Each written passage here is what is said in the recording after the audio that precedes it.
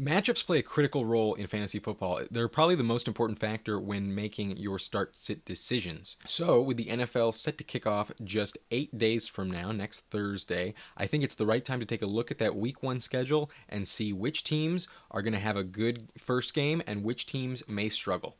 These are my Week 1 NFL predictions.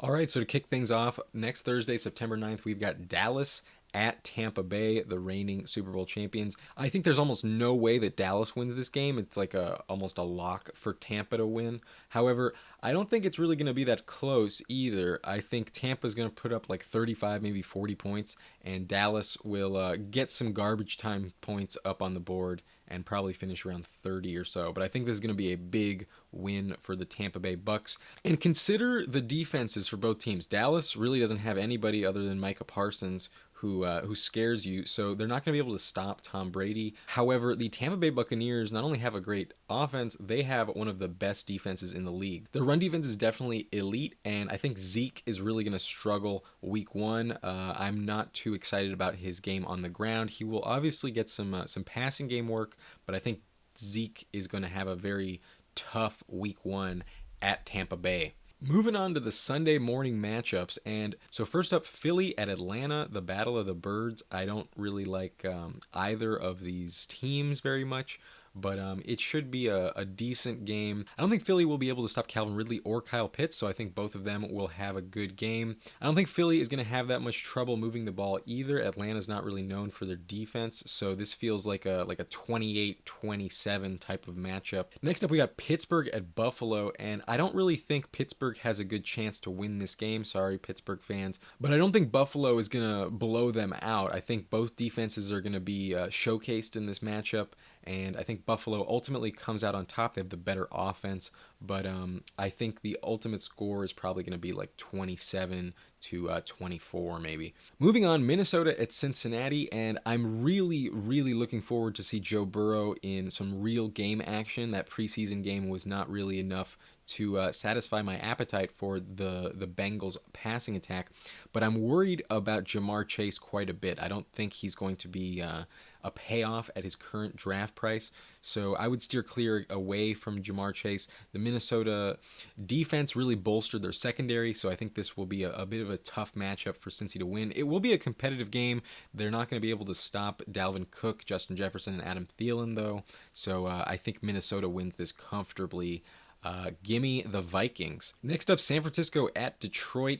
And boy, if you are wondering which defense you should take in the 15th and 16th round, San Francisco is going to have a great Week 1. They're definitely going to win some matchups if you play in a league that starts defenses. So give them a boost, and obviously give them a boost on offense. It's not like Detroit is going to be able to stop them either. Brandon Ayuk will be matched up against Jeff Okudah. However, I'm not really that worried about it. George Kittle is probably going to be unguardable in this game, and TJ Hawkinson and DeAndre Swift will probably be the focal point. I'm a little worried about both of the Detroit weapons that you care about. So I would downgrade the Lions offense, but really upgrade San Francisco and especially their defense for Week 1. Next up, a pretty interesting game. I'd be happy to watch this one. Arizona Cardinals at the Tennessee Titans. I want to see what Julio looks like in this offense with A.J. Brown and Derrick Henry. And I'm really excited about the Arizona offense, especially I want to see what Rondale Moore looks like in real game action. I think this is going to be a close battle, and because it's at the Titans, I'm going to give them the slight edge at home. But I wouldn't be surprised if Arizona keeps it really close. Maybe it comes down to a missed field goal at the end of it. Next up, Seattle at the Colts. Last year, Russell Wilson was on fire at the beginning of the season. I think that will happen again. So ultimately, there's a little bit of a downgrade for DK Metcalf. The defense in Indianapolis is really good, but I'm not like worried about it. You're obviously going to start him. I'll take first game with Carson Wentz for the Colts. I think I'm going to take Seattle at Indianapolis to win this game. Seattle is going to be, they're in one of the best divisions in football, obviously with Arizona, San Francisco, and the Rams, and I think they're going to be vying for the number 1 overall seed in the NFC by the end of the year. Next up is my LA Chargers going across the country to the Washington football team.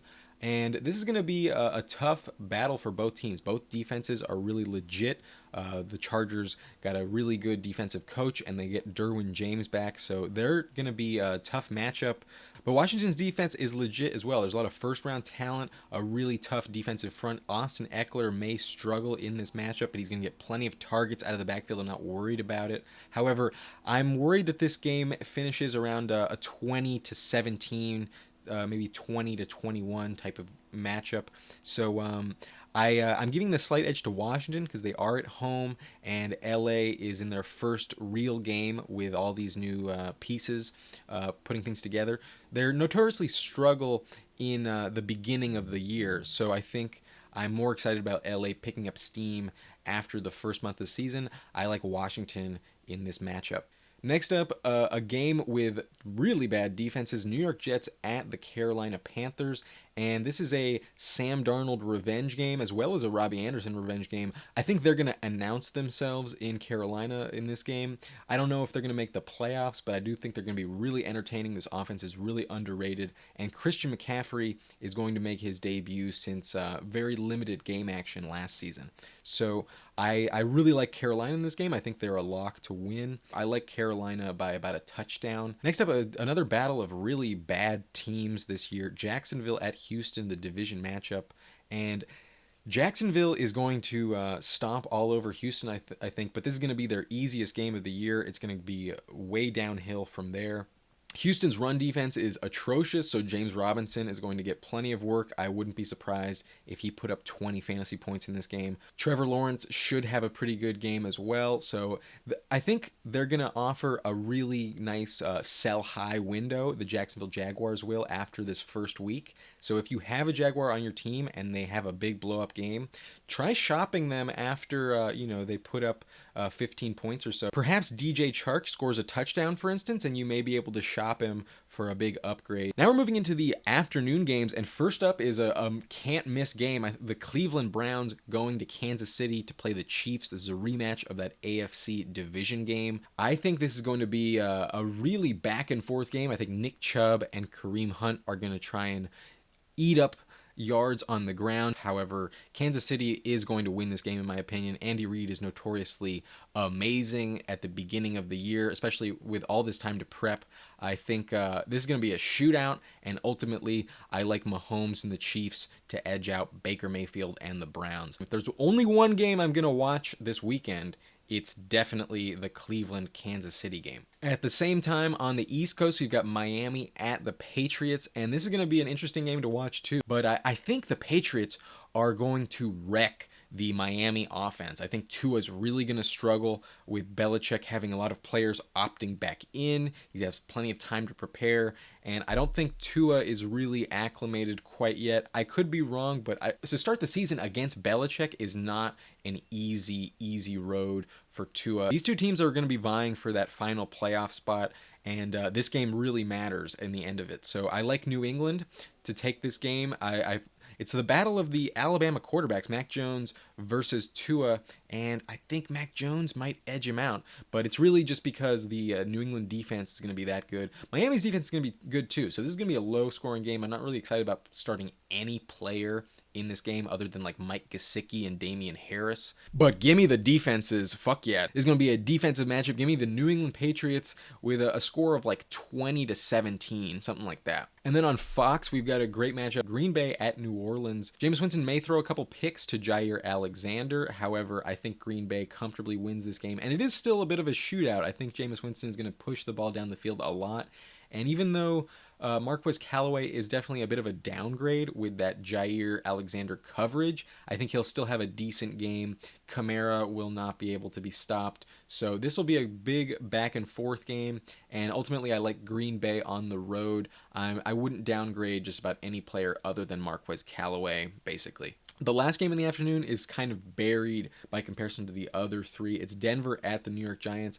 And it's not that this is a terrible game I don't want to watch at all. It's just the other three are that much better. I doubt I'm going to be watching much of this game live. The defenses are the strength for both teams, so I think this is going to be a low-scoring game.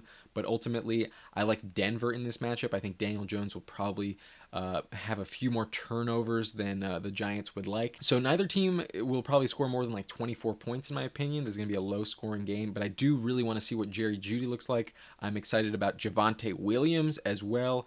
And I'm worried about Saquon Barkley. The offensive line in New York is really not up to par, so I'm a little concerned that he has very inefficient stats, and I think the Giants are going to lose to Denver at home. Lastly on Sunday is the Chicago Bears at the LA Rams.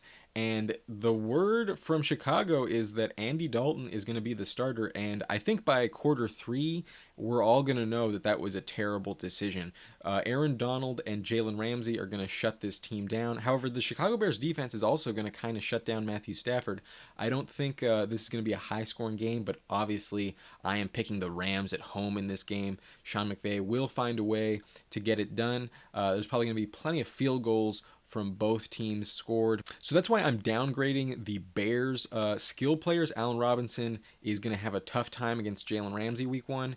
And it's not like David Montgomery is going to be that efficient on the ground either. So I will downgrade the Bears for week 1, but they're going to be very good trade targets, buy low candidates after this game, especially if Justin Fields already becomes the starter by week 2. That may happen as soon as quarter 3 of this game. The last game in this week 1 schedule is the Monday night matchup between Baltimore and Las Vegas. I think the Raiders have a chance to win this game, even though Baltimore is definitely a better team.